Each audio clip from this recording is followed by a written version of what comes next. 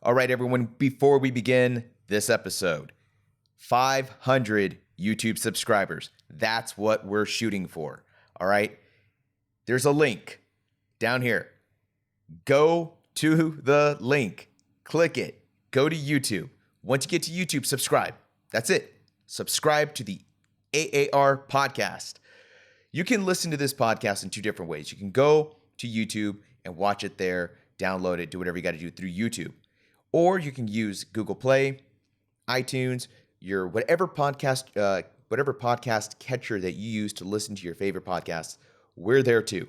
So two different ways to do it, but I really need your help getting those YouTube subscriptions. The more subscribers I get, the more I can justify to YouTube to give me the name, theaarpodcast.com. So it's going to be youtube.com/theaarpodcast, and it's going to be quick and easy. That's what I'm shooting for. So if you want to support veteran-owned businesses, you can start by supporting this one. I'm not asking for your money. I'm asking for your time to just simply go down there and click.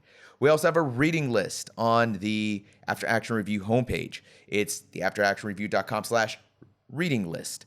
There you're going to find a bunch of great books that I can personally tell you that have helped me and countless others start their businesses, stay inspired, learn about some particular topics, everything from profit to nonprofit. You're going to find it there. There's some great links. Every time you click on one of those links and you purchase a book through the afteractionreviewpodcast.com/reading list, every time you purchase through there, you're kicking me a few cents. And that's great. Your support is going to keep this podcast going. And by doing that, you're helping every single veteran-owned business that comes on this show. So help me out. You can go through there. You can also do regular Amazon shopping through there. There's a link. You can and you're gonna help me out because I'm an affiliate. So do all your shopping through there. You want to be even cooler? You want to be the that guy that's like, I support veteran-owned businesses. Boom, here's how I do it. Make that link, the Amazon link that's there, copy and paste that. Make it your a shortcut. Make it the way that you do all your Amazon shopping. Oh yeah, that's right. That's right. We hacking the system. All right. So anything else? Boom. Camp Arif John, June 28th at 1900. We are doing an entrepreneurial networking event. Zone 6 Chapel. It's going to be great. It's going to be great. We're bringing in all the veterans, civilian guys, veteran guys. We're bringing in everybody who's involved in this wonderful place called Camp Arif John that is interested in entrepreneurship. So even if you're not a business owner, even if you're not an entrepreneur, but you've thought about it, you want to do it, it's something that's kind of been in the back of your head, come down to the Zone 6 Chapel, June 28th at 1900. That's 7 p.m. for you Civvy folks, and learn about the networking event that we're going to put on here. And make sure you bring a business card. One last thing, we are not selling anything. There will be no pitching of your products or whatnot. Nobody's selling anything, so don't bring your products with you, please. This is simply networking, and we're going to talk a little bit about supporting each other and supporting this awesome community of veteran entrepreneurs. So that's it. All right, I've talked enough. Let's start the show. You guys want to start the show? Yeah, let's start the show. And now, the After Action Review with Rod Rodriguez. All right, welcome to the After Action Review Podcast. I'm your host, Rod Rodriguez. It's a great episode. We've got Leinani Davis of Menehune Soap, who is going to talk about how she brought two different things to her business. She brought her love of Brazilian Jiu Jitsu, which is fantastic because anytime I get a chance to talk about Brazilian Jiu Jitsu, I'm super stoked. All right, so she brought Brazilian Jiu Jitsu and her idea of creating a business for herself, and that's selling soap and other products under the Menehune Soap brand. She brought those two things together, and what she's finding is success. But it wasn't without some difficulty. All right, so we're going to get into that. This is a great episode. And without any further ado, Leinani Davis.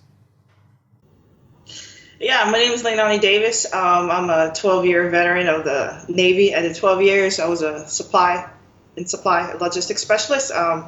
When I came in, we were called aviation storekeepers. Okay. By the time I got out, we switched rates so many times. I became a logistics specialist.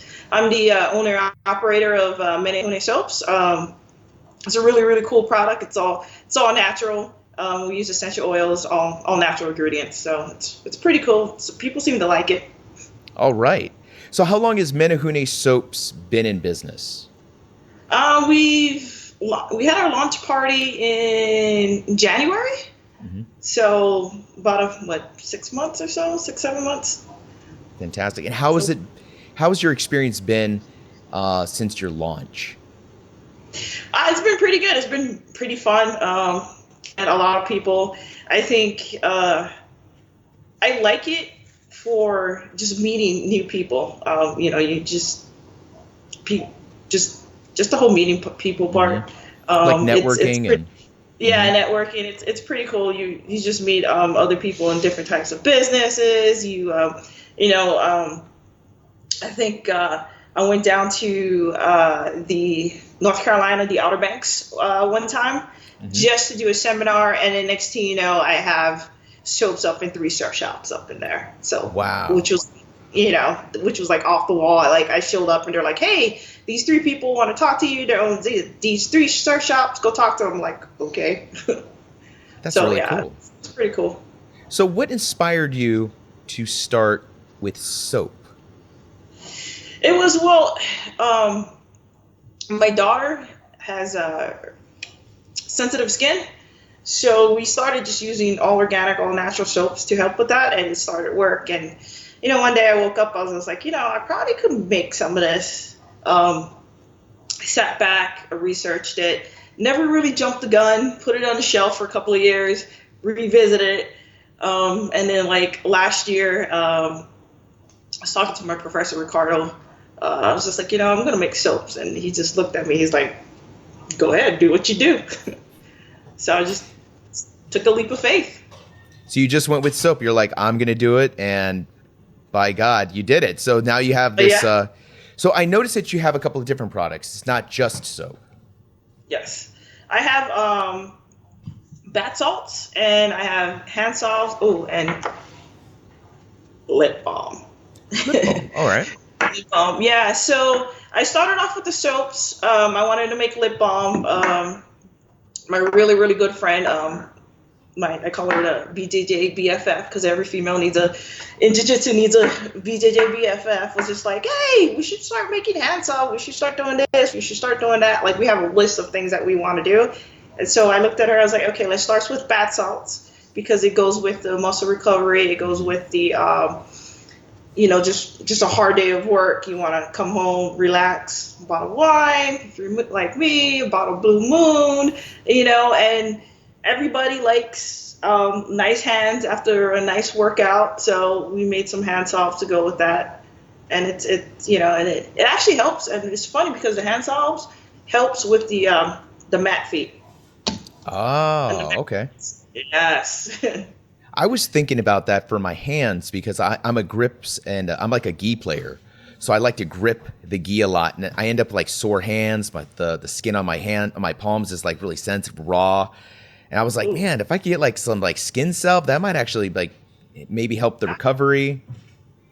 It works. It works. I mean, I use it every day. So with my hands, I also lift 2 days a week and stuff. So, and then my hands are still soft and pretty. That's fantastic. One of the things that really attracted me to your product is how it's married to BJJ. And for me, BJJ is a huge part of my life. And I belong to an organization called Veterans BJJ out of Central Texas under Joey Zenti. Great guy, great organization. Oh, you know of it, right? Layla Rivera. Yeah, part of Layla Rivera. Yeah. She comes in. Last summer, she came in and trained with us a few times and stuff. Smashed me a few times. But she's traveling. That girl travels the world doing BJJ. But yes.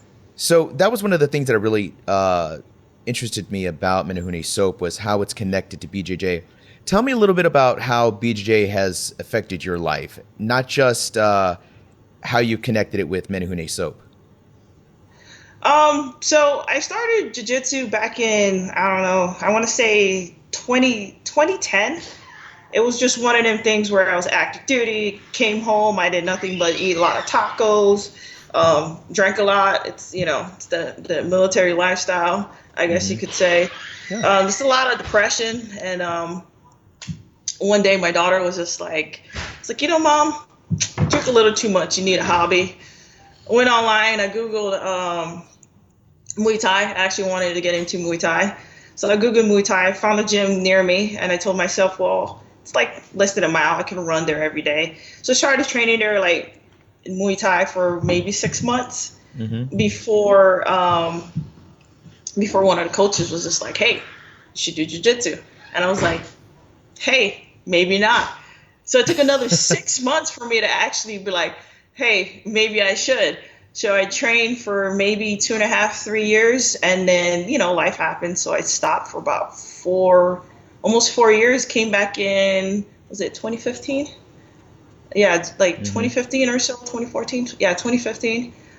Started training again, and it just, it helps with my anxiety issues. It helps with my depression. It made me a better person. It helped with my confidence, and lost a ton of weight too. So you could. So it sounds like you attribute a lot of your post military transition to BJJ. That's what it sounds like. Yeah, a lot. Yeah, and that's just a common story. Yeah. Yeah, it's like I met a lot of cool people like doing jiu-jitsu. The jiu-jitsu community is like it's small, but yet it's big at the same time. I met a lot of people that help support the networking. The guy that did my logo, Guto, he's a jiu-jitsu black belt. He's a BJJ black belt under who? Daniel Gracie. Daniel Gracie, really, really nice guy. He's always messaging me and harassing me and stuff, but it's a great logo too. It's beautiful. Yeah, thanks. So yeah, it's just like just meeting these people, just knowing that there is life after the military, knowing that there is life. If you're going through a hard time, there is people around to help you. And then jiu-jitsu just brings the best out of you. I mean, I train every day. I'm there all day training, just becoming better. And if I don't train, I get really sad. I'm with you on that 100%. When I'm not on the mat, it's a bad time. I know the world just kind of shrinks a little bit on you. It's such a great stress relief. So one of the things about jiu-jitsu is that it teaches you a little bit about life's lessons. I've noticed, how to handle pressure, how to deal with being in a bad position. And that's something we find ourselves in often in business. Sometimes things don't launch the way we want them to. The first batch of soap might not have been what you expected. Can you take me through some of the challenges you've experienced with launching the Menehune soap? I think one of the biggest challenges that I experienced was when I first launched. I was just like, I'm going to sell a couple of bars of soap. This is going to be great. I sold one bar, and it took 4 weeks for it to pick up. So that was very scary. And then it started picking up, and then we ran out of bars, and I was just like, okay, I didn't find this accordingly. So it's just like. The planning, it was just, it was, it was a little stressful, but at the same time, I was just like, it's okay. It's going to be okay. It's going to work itself out. Just, I had to stop, had to take a step back, breathe a little bit, and then, redo what I had to do.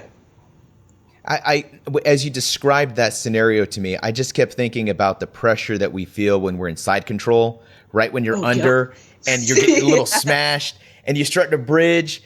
And you've got to kind of make a little bit of space to breathe. Yeah. And I find that in business, that's something that we often have to do. Otherwise, if you let yourself get smashed, you don't recover. You could lose your position. Yeah. And that's I've learned to there's times where I've learned to just step back and just wait and just be patient. My Professor Ricardo always tells me, is like, your problem is you don't have patience. You just got to be patient. You got to be patient. And I'm learning that, it's just like, even with jiu-jitsu, like for a very, very long time, I was the smallest person in the gym. You had all these big guys, and then you know how it is when the new guys come in, they don't know what they're doing, and they get you in side control and they sit there. Yeah. And no matter how hard you try, sometimes you just can't move them. So I tend to sit and wait, move a little bit, because in the end, they're on top. They have to make the first move. And that's how I feel when I'm stuck in a jam. When I can't do anything, I just have to sit, wait, take a couple deep breaths, go work on something else, or just it all works out in the end. So you had your first batch of soap and it wasn't selling the way you thought it was going to sell. So you kind of, you waited a little bit. You let the dust settle, kind of got your bearings a bit. Tell me about that the moment it started picking up a little bit, and did it start exceeding your expectations, or did it finally meet some of your expectations? It actually started exceeding my expectation. I actually, at one point, I kind of panicked. I was like, "Oh my God, I got this! Oh my God, I got to do this!" It's like, at one point, I panicked. I think I had like 7 orders that came in all in one day, and I'm sitting there like, okay. I was like, okay, I can do this. It's like trying to fill these orders, and I'm like, what I tell people is like, I don't have any business experience. So the first few months, I was just winging it. There's some stuff I was doing that really wasn't efficient. So at that time, I was really just winging it. I didn't know what I was doing. And finally, I just sat back. I was like, okay, in order to be efficient, you need to do A, B, C, and D and get all this stuff out. And so now I got a handle of things. Now I got a set schedule of when to send stuff out, when things come in. It works a lot smoothly. But yeah, it was a panic. I went from worrying to like, oh my God, now what I do? So what process did you use to get to that level of knowledge of knowing what had to be done? Did you do research? Did you read any books? Did you consult with any mentors on maybe soap or business in general? I talked to, like I said, Professor Ricardo. He's like my mentor. We have like midnight talks and 20 questions and hours long, and he's rolling his eyes over here, and hours long and stuff. So I've talked to him and see how, he owns a gi company and stuff. So I talked to him how his shipment was going out and how he does things. And he's just like, I do it this way. Maybe you should look at it doing this way. And I'm like, okay, that makes sense. Were there any websites or literature or outside resources that you found especially helpful, being a very small, very young startup?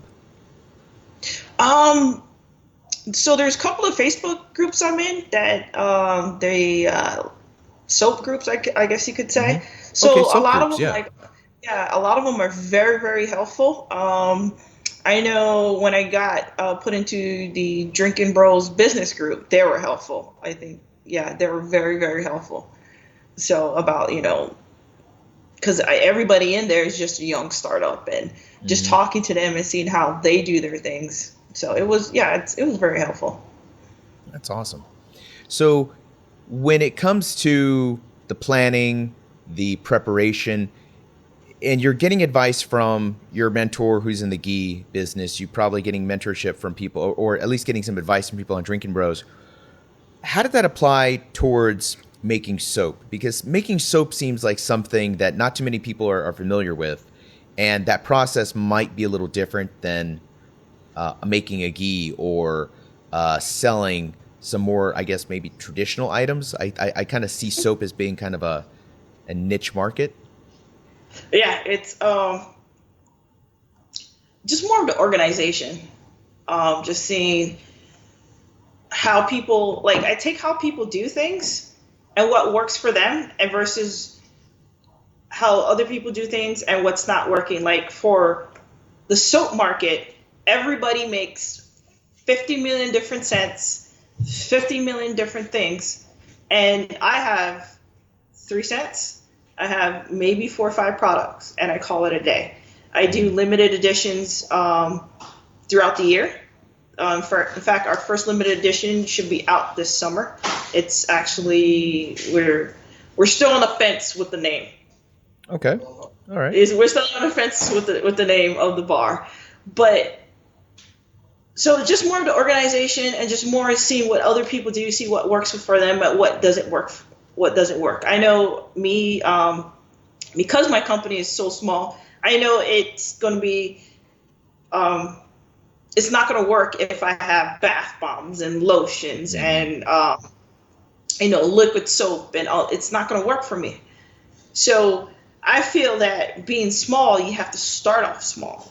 You get your name out there, you build a fan base, you build a following, I guess you could say, fan base. Get your name out there, and as time progress,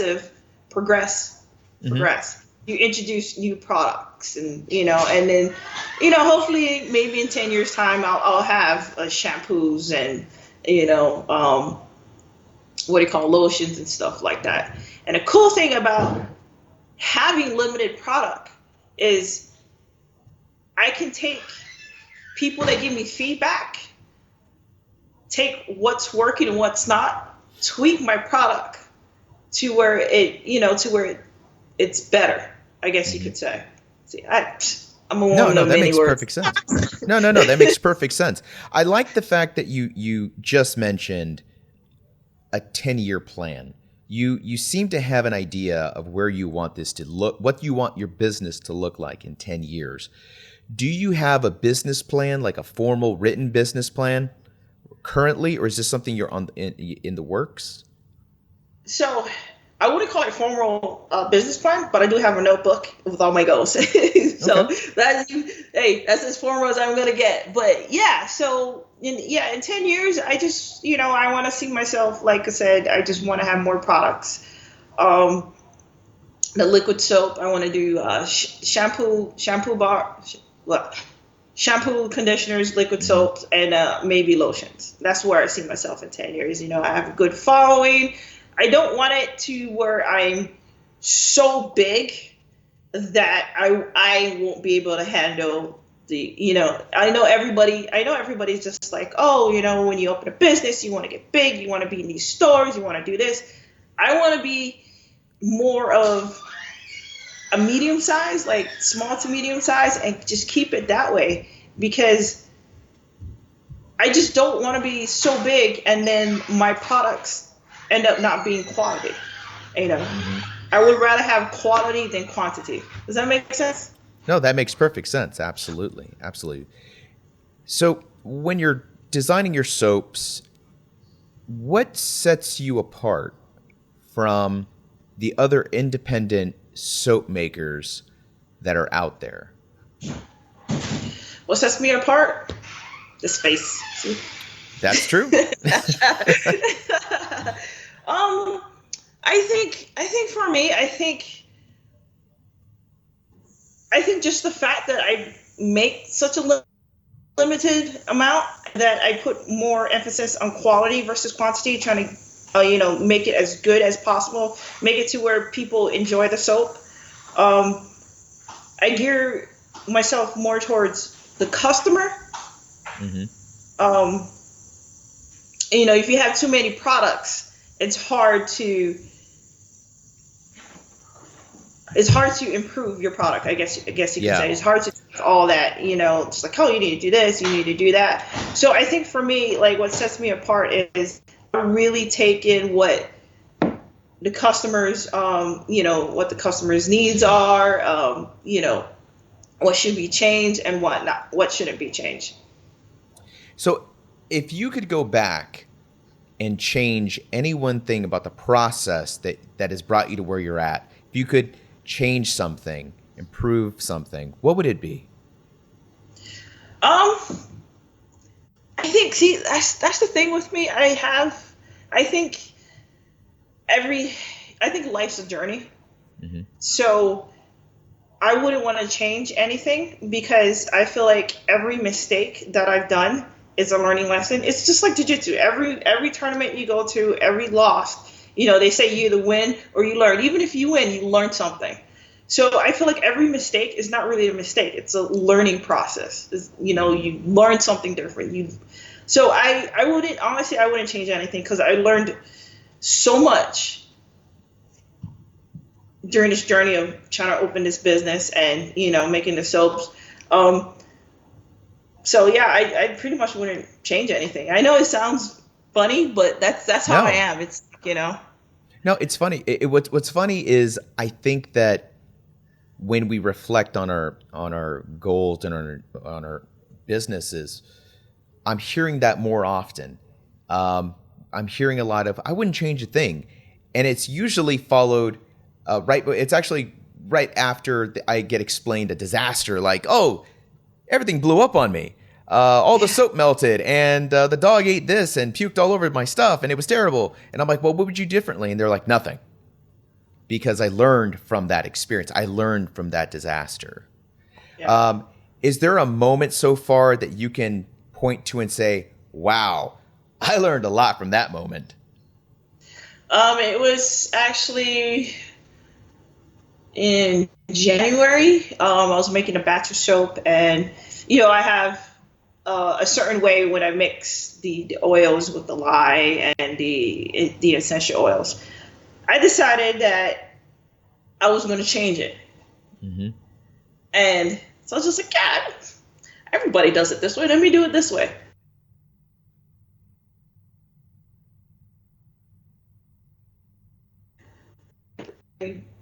I wasted a good 8 pounds of soap because it couldn't blend together. Because it's like what Hoist Gracie said, don't change the recipe. I changed the recipe. Mm-hmm. So, at that point, I just sat back and I said, if it's not broken, don't fix it. But on that same note, I think that we have to be careful that we don't become slaves to tradition. Because when we become slaves to tradition, it might stunt innovation. So it's kind of good that we make some of those mistakes in a way, because that's one recipe you can check off the list of saying, we're not doing that one. But there could be another recipe, a new ingredient, a new process that could be the jump off. That could be the thing that no one's ever done that before. You could be the rubber guard, or the Keenan Cornelius. What's that called? The worm guard. The worm guard. You could be the worm guard of soap making. Just blowing people away. Like, I have no answer for this. Although everyone will argue that that's been around for a long time, but that's neither here nor there. So Tell me, where is Menehune Soap going now? What is next? Right now I'm still trying to build a following. We have a lot of events that we're going to go to. We're doing, I host a women's only open mat event a few times a year. We actually got one coming up next Sunday. So, I like doing that because it gives me to give back to other women, to the younger generation. It's a free open mat. We teach Jiu Jitsu. I teach a hula for fitness class. Oh, cool. I got one of my friends, Coach Dora. She's going to go ahead and do a kickboxing technique. Professor Ricardo is going to help me out with a self-defense, and that's the biggest thing, is the whole self-defense. That's like my biggest thing when it comes to these women's open mat. If we don't get through anything, like, as long as we do the self-defense part, it's like, I'm happy. So it was just a bunch of women. We just come together. It's free. We hang out, do jiu-jitsu. We got a judo brown belt. Nicole's coming. She's gonna go ahead and teach some techniques. It's gonna be a good old time. And Menehune Soap will be available for purchase? Oh yeah, my company's actually hosting it. So right. I'm actually doing a thing where a food drive. So if you bring in a non-perishable food item, you go ahead and get a raffle ticket, and we're going to raffle up some samples that we have that will go to my local food bank. When I first got out the Navy, it was really, really tough, and so I used them a lot, and this is my way of giving back. I encourage them to bring their daughters, their young ones and stuff, so they can learn jiu-jitsu. It's just like, it's just one of the things where it's like women empowerment. I know a lot of females will walk through that jiu-jitsu gym door and be like, yeah, I want to do jiu-jitsu, and look on a mat, and they're just this sweaty, stinky, huge guys. And they're like, yeah, no, I'm going to walk out that door. So doing this, it helps bring in more women. Even if they don't even sign up at the gym, if they're, they come in there, they check it out, they're like, oh my God, this is great. This is jiu-jitsu. It's great for self-defense. They can go home and go sign up at the gym near them. That's fine.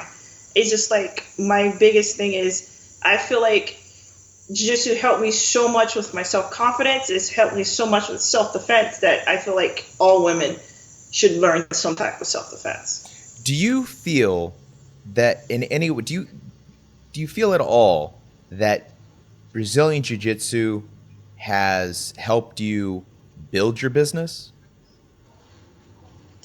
Oh yeah, I think if it wasn't for Brazilian Jiu-Jitsu, I probably wouldn't be able to do this. Just like when we was talking earlier, I was like, man, I'm really nervous.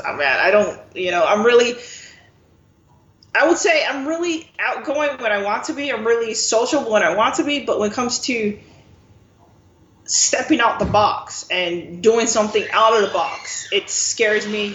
I'm nervous. I usually don't do stuff like that. So with jiu-jitsu, it just helped me being comfortable in the uncomfortable, in uncomfortable positions. It helped me launch the company. I took a huge step, and I was like, okay, I'm going to do this. I had a huge support system. Like I said, Professor Ricardo was there every step of the way. My teammate Tommy, we call him quarter guard.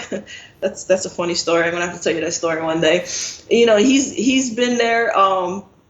My friend Becky, my BJJ BFF, she's actually the vice president of the company. Has been there every step of the way. So just the people that's been there every step of the way is part of the jiu-jitsu community, and just the support that I get from them, which is great. I'm trying to branch out. So far it's working, but yeah, it's. So I want to address something, and I was thinking about this before we started talking, and we kind of briefly touched on it when we first began throwing emails back and forth. And that's the subject of sponsorships. So before your email inbox is flooded with a bunch of blue belts and purple belts and some white belts saying, hey, I'm a local gold medalist, come sponsor me, blah, blah, blah.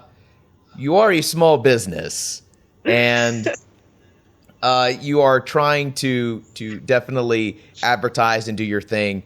But where are you at in terms of sponsoring athletes? I just want to get that out of the way before your inbox is flooded. So sponsoring athletes, it's like this. We're a small business. Do we have the means to sponsor an athlete? Yes and no. It's an iffy thing. I do have a few requests every now and then. Hey, can you sponsor me? Blah blah blah. But when I do sponsor athletes, if I ever do sponsor athletes, I'm going to take one right out of the page of the firm or kimono company. Mm-hmm. I'm not going to sponsor any athletes that never touch my product. To me, that makes no sense. I'm not going to give you money to represent my brand and you never touch my product. What if you don't like my product? That's right. Right? How can you endorse a company, a product that you don't like? Am I making sense? Oh, absolutely. I mean, it's the same way you see some of these guys like, oh, this is my Venom kimono. Venom is the best. And then next year, they're like, did I say Venom was the best? No, Hayabusa. And they're rocking the Hayabusa brand. They're like, okay. Yeah, so that's to me, that doesn't make sense. So, and then your character, you could be a gold medalist, world champion, but if your attitude sucks off the mat, you're representing my brand. That's not going to happen, So I don't have a sponsor athlete. I do have an ambassador. Her name is Christina Lynn. They call her Little Bit. She's 12 years old, and it's funny because the way how that came about, she walked up to us one day, we've known her on it, she's a local jiu-jitsu athlete here. She goes to Virginia Beach Jiu-Jitsu, which is a Hibero associate, and she also fights Muay Thai out of East Side Muay Thai with Crew Jose, I believe is his name. Really, really great athlete. She's one of the youngest when she got her orange belt, she was the youngest orange belt in the Hebrew Association. Wow. She's also a junior. Yeah, she's also a junior. What do you call it? A junior leadership, where she teaches seminars for kids. And she's just like an all around great kid. Like I said, I'd known her before she became an ambassador. My vice president trains with her. Her dad is like the best. Her dad's come over to the gym all the time, help fix the equipment. They're just all around good people. She used our product all the time, and then she came over. It was doing, I want to say it was during the Hoist Gracie seminar. Like, we were talking, and then, I was talking to her dad, and we were just sitting there just yip-yapping. So she leaves, and she shoots me a message. She's like, hey, can you sponsor me? And I shoot her a message back. I was like, no, I'm not in the, I was like, I can't sponsor you. Well, I know she's sponsored by Gain City and Future Fighters and stuff like that. So I shot her a message back. I was like, I love you, kid, but we're a small business. We can't do it. She's like, oh, okay. I just like your stuff. I was like, oh, thanks. And I told her, like, if you ever want some stuff, just let us know. And then from there, like, her dad started giving our business cards out. She has a huge following, so she's always hashtagging us. She's always promoting our products. And in return, we promote her. So, we're just like, hey, Christina's fighting here. Christina's doing this, blah, blah, blah. And then finally, I had a talk with my VP, and she was like, hey, we should just make her an ambassador. I was like, yeah, she's already doing it. We might as well. So yeah, so it's a win-win. We gave her some stuff to give to her dad for Father's Day. She wanted this really cool bath salts right here. So we gave her some stuff, So, but yeah, and we told her, it's like, hey, if you do any fundraisers, let us know. We'll put a basket together for you, and you can go raffle it off. But she's an all-around great kid, on and off the mats. So I think that your perspective on sponsoring athletes is right on target. I think that you're looking for character. You're looking for somebody who is not just looking for a paycheck or some free stuff and a patch to just rock, when they go and they compete. You're looking for somebody who's going to live the ideals that you represent, the very, I guess, the values of your business. You want somebody to represent those values, and that's not everybody. That's just not everybody. Yeah, it's not. And like I said, Christina's a great kid, both on and off the mat. I mean, that kid, I think she did she went to homeschooling. She started homeschooling this past school year, and then like within maybe 6-7 months, she was done with it. She's just like, I'm done. I'm to the 7th grade now. I can wait till next year to start back up again. She's a hard worker. Yeah. She studies. She's an AB student in the classroom, I guess you could say. She studies Jiu Jitsu. She studies Muay Thai. She gives back. And that's what I want with my brand. It's just like, if you're going to represent my brand, you have to do more than just go win out championships. Anybody can win out championships. Well, not really anybody, but I know what you mean. Yeah, pretty much. You work hard enough, anybody can go out there and win championships. Was it last month that UFC guy? What was his announcement? 3-time world Naga champion. I mean, So now that you have your business, you have kind of an idea where you want it to go. Tell us where we could find some more of your social media platforms. Where can we learn more about Menehune Soaps?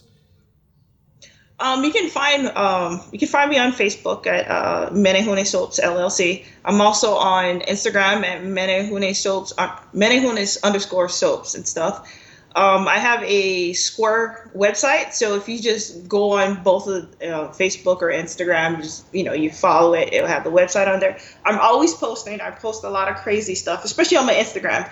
So on my Instagram, you'll find a lot of Jiu Jitsu stuff, a lot of soap stuff, some dogs, So yeah, so you find like the Facebook is a good place to follow as far as where the new products is coming and what's going on for as events. Instagram, it's like if you want to see jiu-jitsu aspect of it and the soap aspect for it. some stand-up paddling, because I also do stand-up paddling and stuff like that. You know, it's Instagram. Awesome. Very cool. Well, hey, thanks again for taking time out of your very busy schedule to talk with me today. I really appreciate it. The AAR podcast is completely dedicated towards veteran entrepreneurs. But one of the cool things about having your own podcast is you really get a chance to kind of inject your personal interests. So for me, jiu-jitsu, anytime I can talk about jiu-jitsu or promote jiu-jitsu, I'm going to take advantage of it. It's my show. I'm going to talk about the sport that I love the most. All I do is talk about jiu-jitsu. That's all Exactly. Is there anything else? You know, hey, I had this one kid came in. I think he's been training with us for 9 months. It was so funny. He just imported from Texas. Got a job out here. He started training. I think he was there for 2 weeks, and we're out eating, and he goes, "Hey, what do you guys do for fun around here?" We all looked at him and was like, "Jiu-jitsu?" You're looking at it right here, jiu-jitsu. What? Yeah, it's just like, well, besides jiu-jitsu, more jiu-jitsu? Is there anything else? It's like that. Have you seen that meme of one of the Meow Brothers? And they said something. It's something like he's kind of got that quizzical face on his face, and and on the bottom it's like, "There's more to life than jiu-jitsu." Like, you're crazy. I don't know what that is. Like, that's ludicrous. But it's so great to tie your business in with jiu-jitsu, and it sounds like you've got some great support. Your coach seems to be a big part of your business development, your jiu-jitsu development. It's so important that we surround ourselves with very positive people who are contributing. And it's that daily grind. As long as you got a partner in, your partner in crime, you got a partner in grind. And that's what it's all about right there. So I got two of them, and unfortunately, my VP went to Ohio and stuff. In fact, I think she was happy that she went to Ohio. She was like, "Oh, I don't need to do the podcast. Deuces, Lay." I'm like, wait, where you going? Well, just for the record, I know you were kind of nervous about being on the show, but you did great, and thank you again. And all right, that's it. I will talk to you later. Thanks again so much. All right, look, you're gonna go out and buy some crappy soap from Walmart made by some weirdo in some other place. You don't know this person. You don't know who touched your soap, but you're gonna put that on your body. Think about that. You're putting something all over your body. You don't know who packaged it. You don't know this person. Hey, check it out. You just saw who's touching Menehune soap. You know what's in it. All right. She's a Navy veteran. She's looking out for you. She wants to make sure that when you jump on the mats, hey, you don't smell like a dirty gi. She wants to make sure you don't smell like an old sock when she's ready to triangle choke you, or when she's putting that rear naked choke on you. She doesn't want to pass out and tap out to your odorificness. All right, so Menehune soap. I don't know what you're doing if you're not using veteran-owned business soap for yourself. Come on, guys. All right, that's it. That does it. If you have any other, not really if you have any other questions, because I'm recording, I probably should edit this out, but I'm not going to edit that out because we're keeping it real. We keeping it real on the After Action Review podcast. That's right. Daily grind, guys. Daily grind. Remember, your business is not something you're going to really do during the day. If you're lucky enough to do that, boom, great. Most of you have a day job. That is not you. Your day job is not you. Your job is your business. So that's your side hustle. That's your side grind until it can become your main grind. Remember, your business starts and ends at 9 to 3 a.m. That is the magic hour. That's where we build our businesses, guys. That's where the grind comes in. The grind is real. Make no mistake about it. All right. The grind is real. So get out there, do your side hustle, people. I'm really proud of all of the veteran entrepreneurs that have been on the show. I'm so proud of you guys and so happy to have the amount of support that this podcast has gotten. Everywhere I go, people want to talk about their business. They want to talk about the podcast. I've got people asking me, how do I start my own podcast? And I'm like, it's not that hard if you want to start a podcast. If you want to reach out to me, please do. Rod Rodriguez at the After Action Review. At the AAR Podcast. Wow, I don't even know my own email address. It's Rod Rodriguez at the AARpodcast.com, AARpodcast.com. You can also go to the website, www.theaarpodcast.com. We're on YouTube, Google Play, Instagram, iTunes. We're also with Facebook. We're on the Libro de Caras, if you will, www.facebook.com/the-AAR-podcast. Yeah, that's it. All right, folks. I will see you at the next episode.